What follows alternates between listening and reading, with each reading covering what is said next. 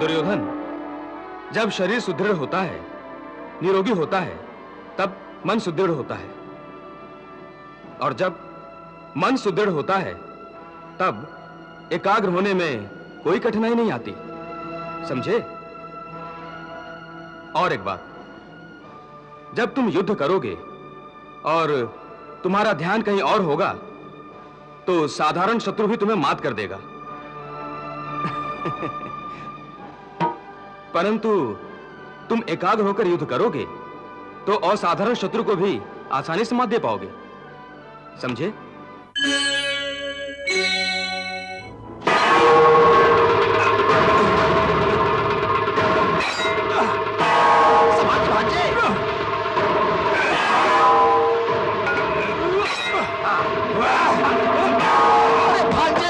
भांजे संभाल के भांजे।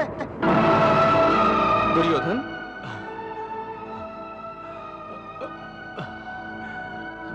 तुम तो विचलित हो गए हो।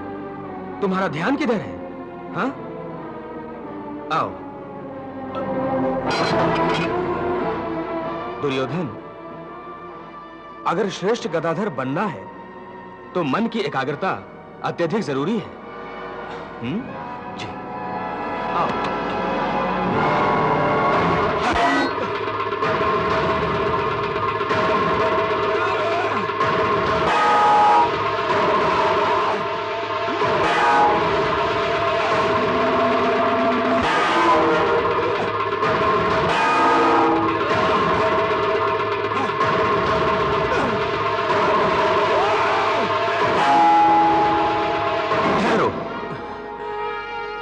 दुर्योधन, जब शरीर सुदृढ़ होता है, निरोगी होता है, तब मन सुदृढ़ होता है। और जब मन सुदृढ़ होता है, तब एकाग्र होने में कोई कठिनाई नहीं आती। समझे?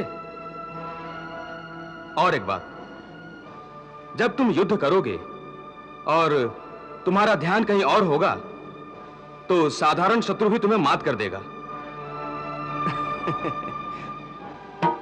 परंतु तुम एकाग्र होकर युद्ध करोगे तो असाधारण शत्रु को भी आसानी से मात दे पाओगे। समझे?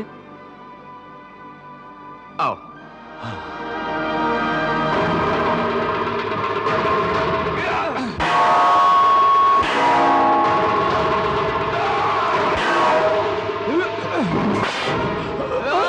संभाल के भांजे, संभाल के। दुर्योधन, गदा युद्ध के भी कुछ नियम होते हैं। जिसके हाथ में गदा ना हो, उस पर कभी वार नहीं करते। लो, आओ।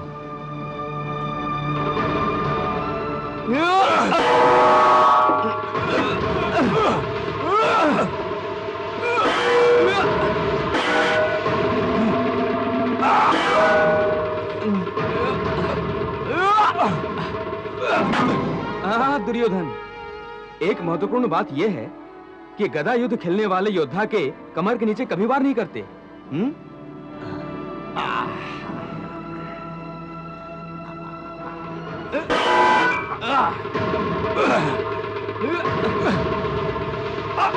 बहुत खूब दाव भैया, बहुत खूब। भांजे, अभी तुम्हें बहुत कुछ सीखना है दाव भैया से। शकुनी मामा, दुर्योधन अवश्य ही सीखेगा। मेरा शिष्य श्रेष्ठ गदाधर बनेगा।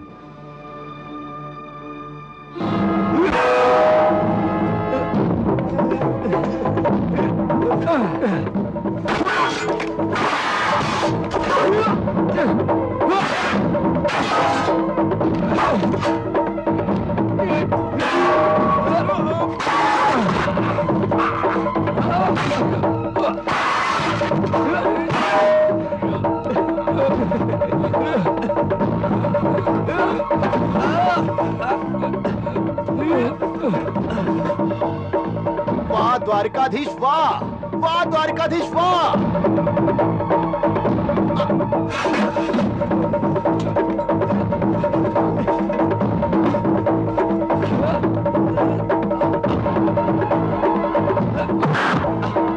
वाह भांजे, वाह।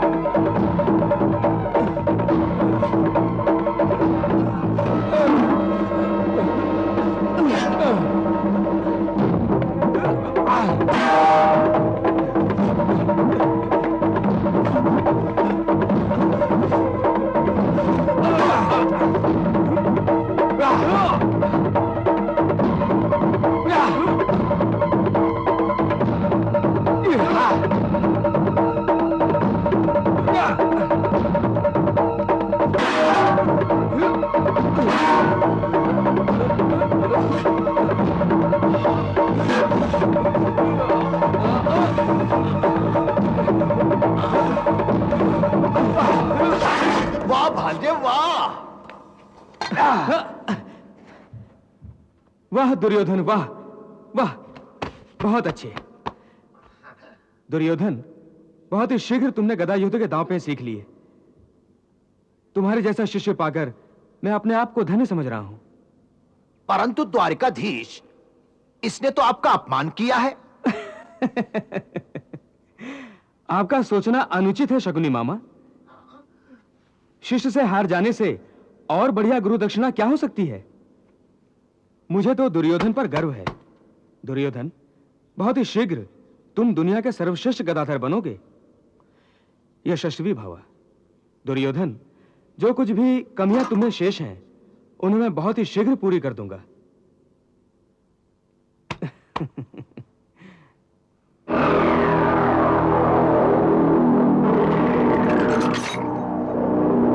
चार और एक 5, भांजे 5, यानी 5 पांडव। आज मैं बहुत प्रसन्न हूं दुर्योधन, बहुत प्रसन्न, क्योंकि तुमने आधी लड़ाई तो जीत ली है।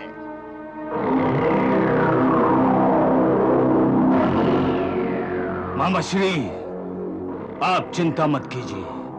मैं इस गदा से उन 5 पांडवों को चकनाचूर करके बाकी की आधी लड़ाई भी जीत लूंगा। नहीं भांजे नहीं, इतनी शीघ्रता करने से हमें लाभ की जगह हानि भी हो सकती है। याद रखो, लड़ाई सिर्फ लड़कर ही नहीं जीती जाती, यह तुम्हारा भ्रम है। लड़ाई नीति से भी जीती जा सकती है, समझे? 6 चाहिए मुझे तो ताऊ भैया, 6 चलिए तो सही। चाहिए, 6 ये 6 5 आ गए।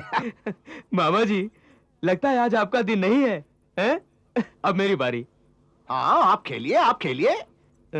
ये आ गए 4 4। ये 1 2 3 और ये 4। मामा जी, आप तो हार गए हैं? दाऊ जी, इस हार से भी बड़ी शांति मिलती है कि मैं आप जैसे बलवान से हार रहा हूं। अच्छा तो मामा जी, अब मैं अपने कक्ष में जाना चाहूंगा। दुर्योधन, अब हम अखाड़े में मिलेंगे। भाई, मैं देखना चाहता हूं कि अब गदा युद्ध में मेरा शिष्य कितने पानी में है। अच्छा।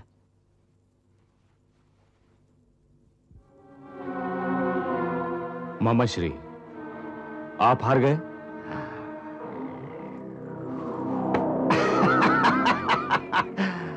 भांजे, बलराम को मैं हर प्रकार से प्रसन्न रखना चाहता हूं।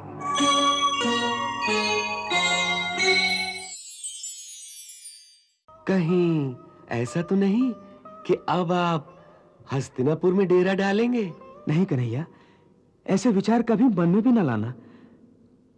ना मैं अपने कन्हैया से दूर रह सकता हूं और ना ही कभी द्वारिका के बिना किसी और नगरी के बारे में विचार कर सकता हूं। आहा, आप द्वारिका से इतना प्रेम करते हैं, फिर भी अब तक आप हस्तिनापुर में ही हैं? हाँ कन्हैया, मैं वचनबद्ध हूं।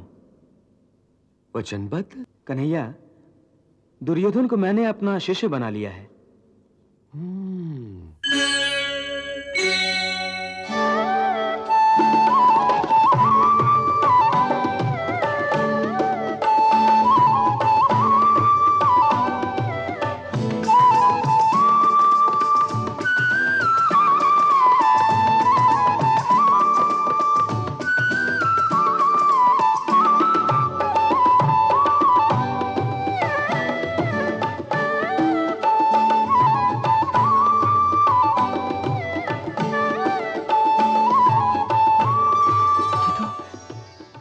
ये तो मेरे कन्हैया की मुरली की आवाज है।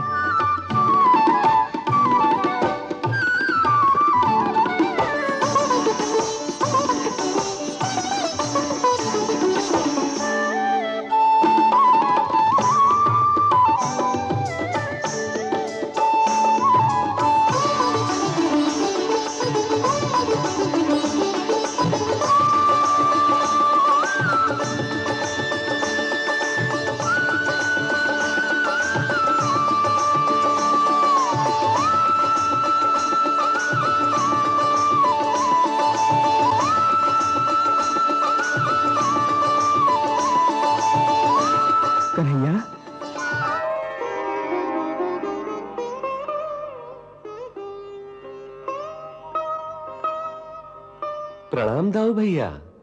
आयुष्मान भव कन्हैया, आयुष्मान भव। कन्हैया, तुम्हें यहां देखकर मैं बहुत प्रसन्न हूं। मैं भी आपसे मिलकर अति प्रसन्न हूं दाऊ भैया।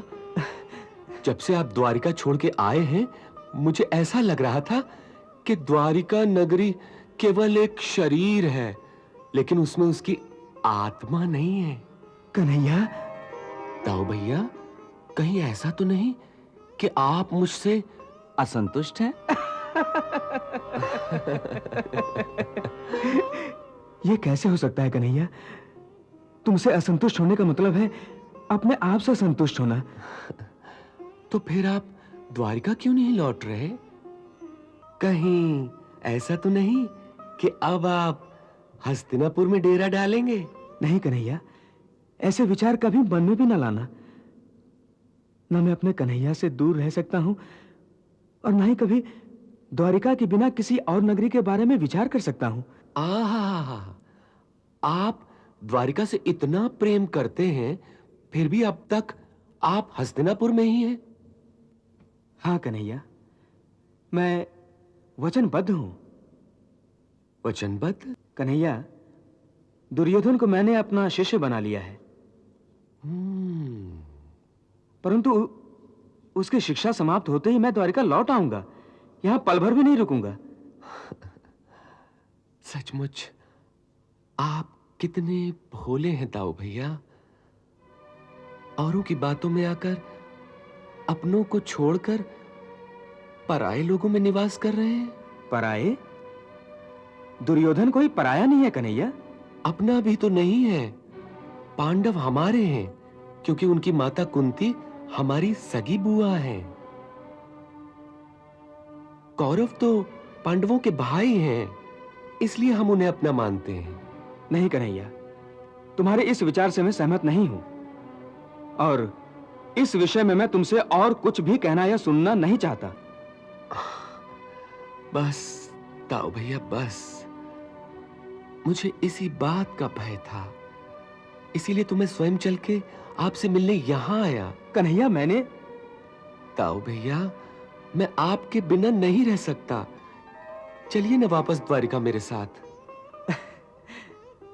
कन्हैया, तुम्हारे मन में जो बालक छिपा है ना, उससे मैं बहुत प्यार करता हूं। तो फिर? कन्हैया, मैंने कहा ना, दुर्योधन की शिक्षा समाप्त होते ही मैं स्वयं द्वारिका लौट आऊंगा। यहां पल भर भी नहीं रुकूंगा। अब तो तुम मुझसे असंतुष्ट नहीं हो ना? ठीक है दाऊ भैया, जैसी आपकी इच्छा।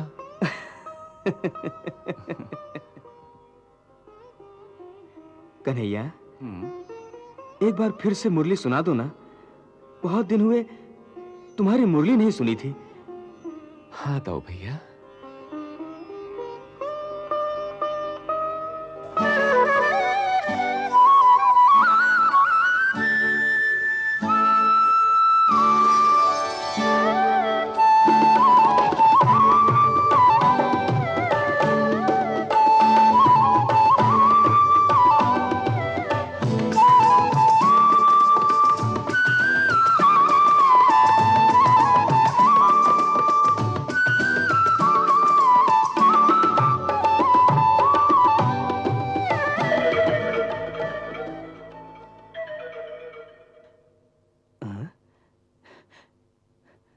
कन्हैया,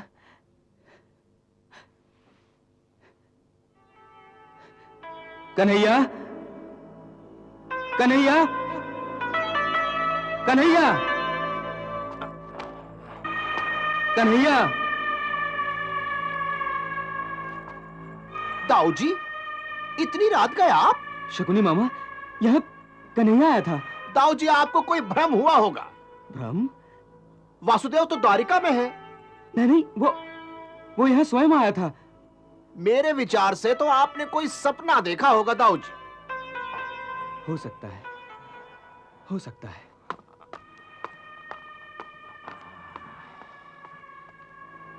कृष्ण यहां बलराम से मिलने आया था। जरूर उसकी कोई चाल होगी। कृष्ण!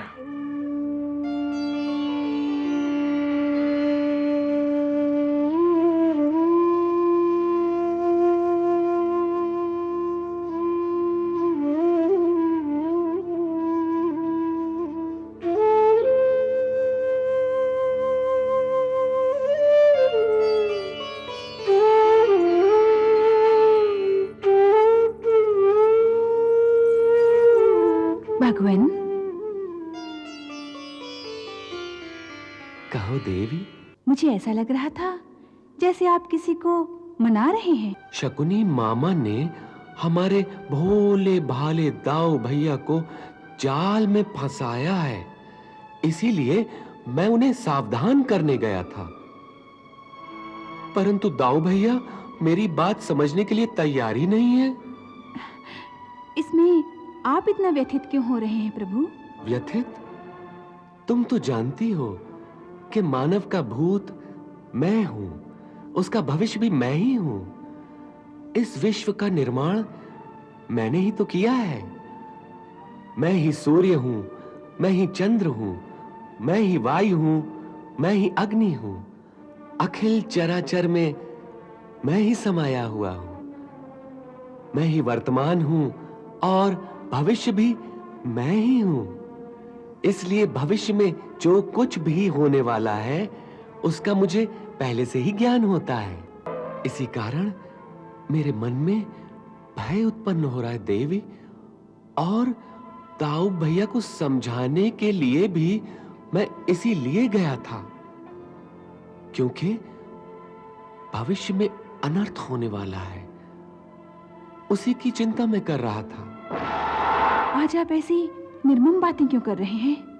रुक्मणी, भविष्य में निर्मम संहार होने वाला है, भीषण युद्ध होने वाला है, जिसमें भाई भाई का प्राण हरण करेगा, पिता पुत्र का, शिष्य गुरु को जीवित नहीं छोड़ेगा और गुरु शिष्य को लहू के सारे नाते लहू से नहाएंगे। हाँ, लहू के सारे नाते लहू से नहाएंगे रुक्मणी। वास्तव भयंकर है, महाभयंकर है।